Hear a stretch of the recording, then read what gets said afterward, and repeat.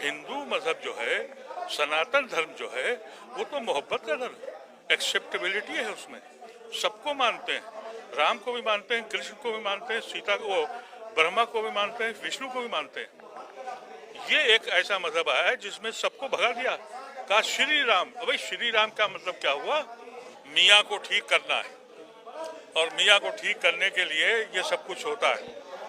ये 3 महीने बाकी हैं, इस 3 महीने में आगे क्या होगा कुछ नहीं पता है। लेकिन इस प्रोसेस में हम अपने हिंदुस्तान के तस्वुर को खो रहे हैं, हिंदुस्तान के कॉन्स्टिट्यूशन को तबाह कर रहे हैं, और हिंदुस्तान को मिलिटेंट मुल्क बनाने जा रहे हैं।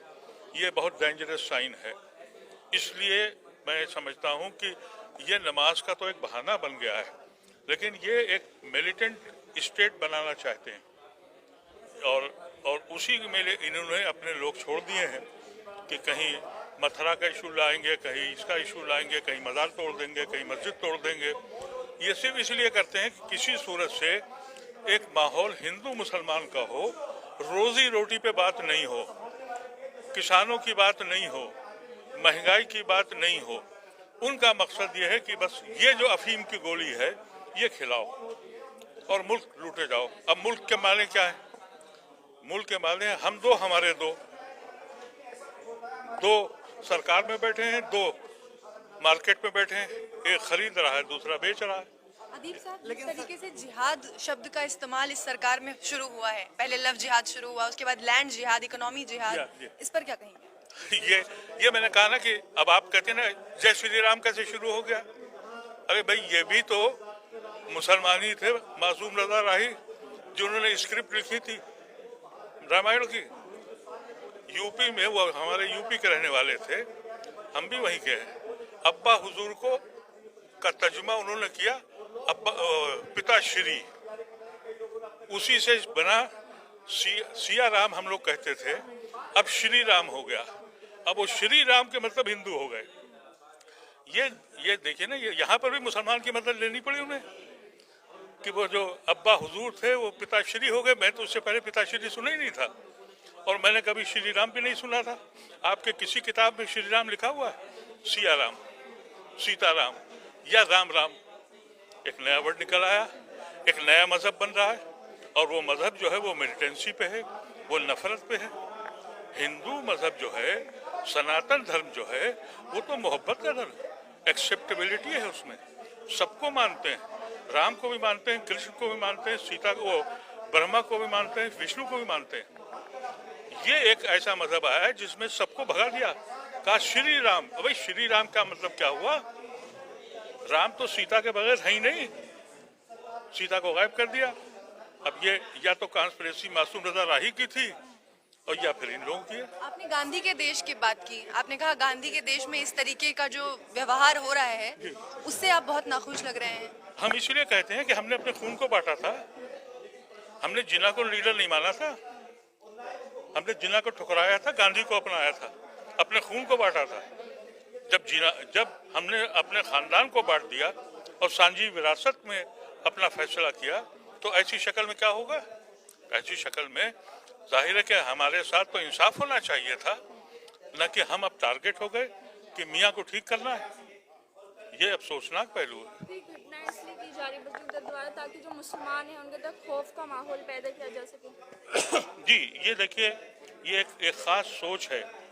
शुरू में हजारों साल दलितों को इतना डराया कि वो अपने वजूद से डर गए। अब दलित जो है रिजर्वेशन की वजह से इंजीनियर भी हो गया, डॉक्टर भी हो गया, एडमिनिस्ट्रेशन में भी आ गया, तो अब उसकी पोजीशन ये हो गई है कि हम किसी सूरत से एक कौम को तैयार करें जो हमारी खिदमत करे, और वो इसलिए मुसलमानों को टारगेट करते हैं। आज आपने जो देखा, यहाँ शहजाद साहब जो सालों से लड़ रहे हैं, मुफ्ती साहब ये लोग सालों से लड़ रहे हैं, अल्ताफ बैठे हुए हैं, ये सारे वो लोग हैं जो 10 साल से अपना हक मांग रहे हैं। वो नहीं चाहते हैं कि खुले में नमाज हो, वो कहते हैं कि भाई हमें जमीन दे दो, हमें परमिशन दे दो। आप पूछिए सरकार से, एडमिनिस्ट्रेशन से, कि पिछले 20 साल में एक नया शहर बना, 118 सेक्टर बने, उन 118 सेक्टर में कितने मंदिरों को जमीन दी गई और अलाउ किया गया, कितने चर्चेस को दिया गया।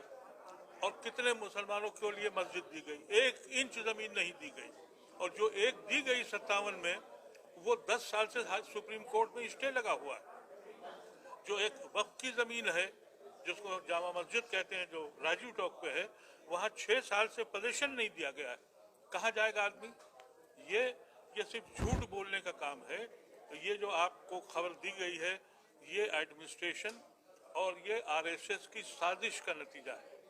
ये आरएसएस के चंद लोग हैं और एडमिनिस्ट्रेशन हिंदू आरएसएस और मुस्लिम आरएसएस के बीच में समझौता के कर हो गई। हम कुछ कह नहीं रहे, हम तो ये कह रहे हैं कि हमें जमीन अलॉट कर दो। जब तक जमीन नहीं मिलेगी, जो तुमने इंतजाम किया था वहां रहने दो। चीफ मिनिस्टर साहब ये खुद कह चुके थे आज से चंद महीने पहले कि साहब जहां नमाज हो रही है वहां चलती रहेगी। अब हमारे पास 2 ही 3 ऑप्शंस हैं। एक तो आप लोगों के पास आए हैं कि आप बताइए कि ये हिंदुस्तान कैसा बन गया है। दूसरे ये कि हम कोर्ट भी जा रहे हैं। अभी हर्षमंदर की बेटी ने कहा, जो इन्होंने हमारी एप्लीकेशंस को रख लिया, नोटिस को, एफआईआर नहीं दर्ज की, हम चंद दिनों में उसके खिलाफ भी कोर्ट जाएंगे और हम एफआईआर कराएंगे उन बदमाशों के खिलाफ जो यहाँ लॉ एंड ऑर्डर बिगाड़ रहे हैं। ये बिल्कुल कोई हम मजबूर इसलिए हैं कि महीनों हो गए, ये वही 15-20 लोग हैं जैसा पूनम जी ने कहा। ये चेहरे 2018 से शक्ल में आ रहे हैं, 17 से, और वो कह रहे हैं कि हम देख रहे हैं। ऐसे ऐसे नारे लगे हैं कि वहाँ ये कहते हैं कि चारों तरफ से लाउड स्पीकर लग जाता है और फिर नारे ये लगाते हैं। एक नारा जो इस वक्त बीजेपी का सबसे चुनिंदा नारा है और सबसे हरदर्दीज नारा है, गोली मारो सालों को। ये तो एक नारा है जो बजता ही है। उधर नमाज हो रही है, उधर ये नारे लग रहे हैं। तो ऐसी शक्ल में हम क्या कर सकते हैं? हम सिर्फ ये कह सकते हैं कि भाई हमारे साथ अगर इंसाफ नहीं हुआ, और ये जो आज सिविल सोसाइटी के लोग खड़े हुए हैं हमारे साथ, और हम मायूस इसलिए नहीं है कि हमारे सिख भाई भी हैं, हमारे हिंदू भाई भी हमारे साथ खड़े हैं। ये इसको हिंदू मुस्लिम बनाना चाहते हैं।